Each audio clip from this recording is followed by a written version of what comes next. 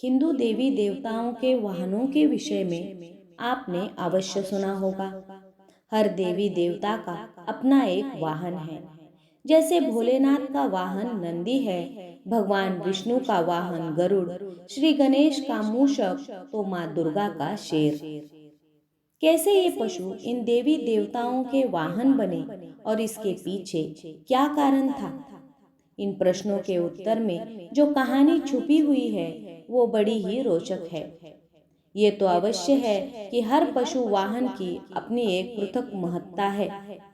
शक्ति स्वरूपा माँ दुर्गा का वाहन शेर है, ये संपूर्ण जगत जानता है। उन्हें माँ शेरावाली भी कहा जाता है। आज हम जानेंगे कि कैसे शेर माँ दुर्गा का वाहन बना। इसके पीछे दो कथाएं प्रचलित है। प्रथम कथा, माँ दुर्गा आदि शक्ति देवी पार्वती का ही प्रतिरूप है। देवी पार्वती हिमालय राज की पुत्री थी। बालपन में ही उन्होंने भगवान शिव को अपना पति चुन लिया था। अतः वह सदैव उनकी भक्ति और आराधना में लीन रहती थी। विवाह योग्य होने पर भोले शंकर को पति के रूप में पाने की कामना में वे एक ऊंचे पर्वत पर जाकर तप करने लगी। वहां उन्होंने कई वर्षों तक तप किया। उनके तप से प्रसन्न होकर शिवजी ने उन्हें दर्शन दिया और स्वयं को पति के रूप में प्राप्त करने का वरदान उन्हें प्रदान किया। इसके उपरांत दोनों का विवाह बड़ी ही धूमधाम से संपन्न हुआ, जिसमें सारे देवी देवता, ऋषिगण और शिवगण सम्मिलित हुए। विवाह के उपरांत उनके दो पुत्र श्री गणेश और कार्तिकेय हुए। भगवान शिव को पति स्वरूप प्राप्ति के लिए कई वर्षों तक किए गए कठोर तप के फलस्वरूप देवी पार्वती का गौर वर्ण सांवला हो गया था। एक दिन कैलाश पर्वत पर बैठकर हास परिहास करते समय भगवान शिव ने माता पार्वती को काली कह दिया। स्वयं के लिए काली संबोधन सुन देवी पार्वती रुष्ट हो गई और गौर वर्ण की प्राप्ति के लिए कैलाश छोड़कर तपस्या करने वन में चली गई। वन में एक वृक्ष के नीचे बैठकर वे कठोर तप करने लगी। इस बीच एक दिन एक भूखा शेर भटकते हुए वहां आ पहुंचा। देवी पार्वती को देख उनका भक्षण कर अपनी क्षुधा शांत करने की मंशा से वह उनके समीप पहुंचा, किंतु देवी पार्वती के तप का तेज इतना था कि वह शेर उनका भक्षण न कर सका और वहीं बैठकर उनकी तपस्या समाप्ति की प्रतीक्षा करने लगा। माता पार्वती को तप करते हुए कई वर्ष बीत गए। इतने वर्षों तक वह शेर वहीं उनके समीप बैठा रहा।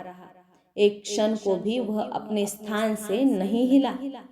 अंततः देवी पार्वती के तप से प्रसन्न होकर शिवजी ने उन्हें दर्शन दिए और गौर वर्ण का वरदान प्रदान किया। वरदान प्राप्ति उपरांत शिवजी के निर्देशानुसार देवी पार्वती गंगा के तट पर पहुंची। गंगा में स्नान करने के उपरांत उनके भीतर का काला स्वरूप देवी के रूप में बाहर निकल गया और उन्हें गौर वर्ण प्राप्त हुआ। तब से उन्हें माँ गौरी भी कहा जाता है। उनके काले स्वरूप को देवी कौशिकी कहा जाता है। जब माता पार्वती स्नान कर बाहर आई तो अपने तप स्थल पर एक शेर को बैठा हुआ पाया। बाद में उन्हें ज्ञात हुआ कि उनका भक्षण करने आए शेर ने उन्हें अपना ग्रास नहीं बनाया और इतने वर्षों तक उनके समीप बैठा रहा। इस तरह वह भी उनके तप में सम्मिलित रहा। प्रसन्न होकर वर्षों तक तप में साथ देने वाले शेर को उन्होंने अपना वाहन बना लिया। तब से ही माँ दुर्गा का वाहन शेर है और उन्हें माँ शेरावाली भी कहा जाता है। द्वितीय कथा। इस कथा का उल्लेख स्कंद पुराण में मिलता है।